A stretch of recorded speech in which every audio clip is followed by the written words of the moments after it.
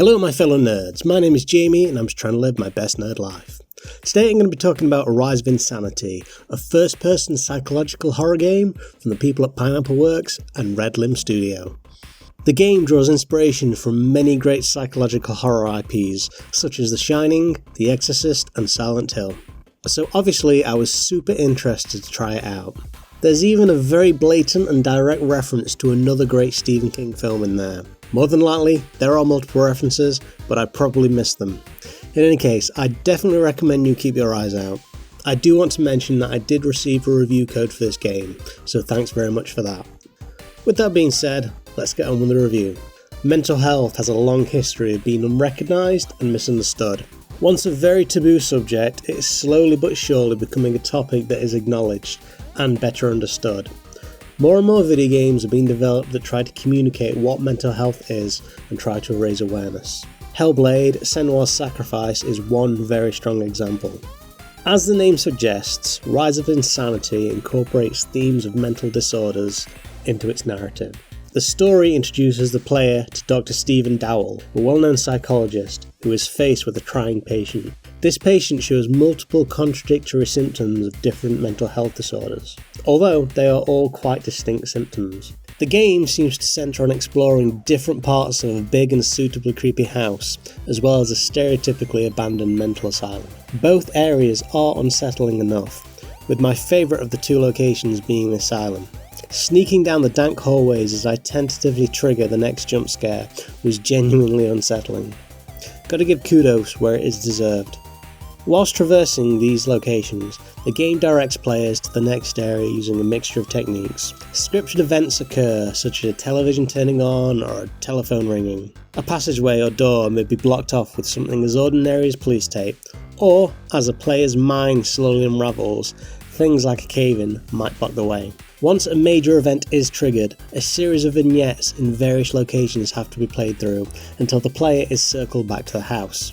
This does mean that locations and set dressings are recycled somewhat, but not to the point of it getting tedious.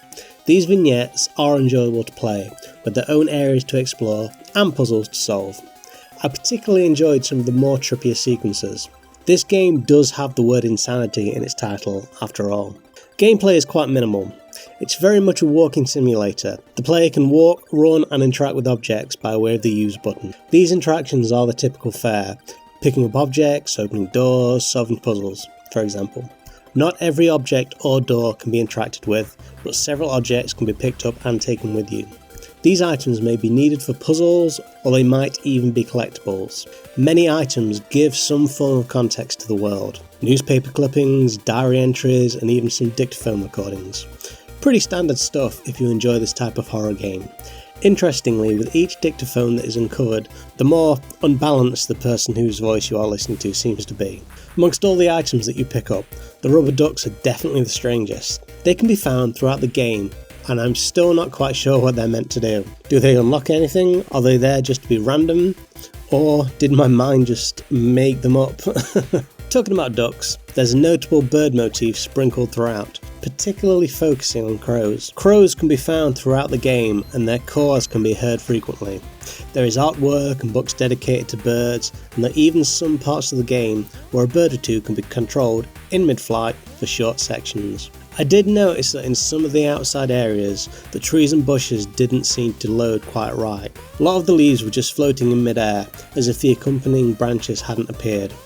Odds are though, it's just more of a design choice, as lots of the more natural elements, like water, weren't as detailed as the man-made elements. Didn't really break my immersion though.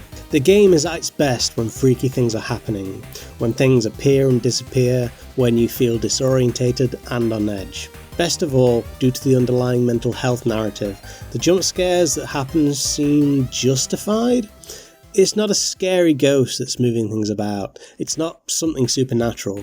It's your own mind that's playing tricks on you. It makes you question yourself. It's quite interesting. Rise of Insanity is a short game, several hours at most. Didn't feel rushed, but the end did come abruptly, and I was surprised that it ended so soon. There is a definite story embedded in the game though, and it was fun to learn more about it through the items that you can find throughout. If you're a fan of horror games or games that concern themselves with mental health, this might be worth a shot. In any case, let me know your thoughts about Rise of Insanity, mental health, or anything else Nintendo for that matter down below in the comments. As always, if you like this video then comment, like and share with your friends. And if you want to see more videos like this, then don't forget to subscribe. Thanks for your time.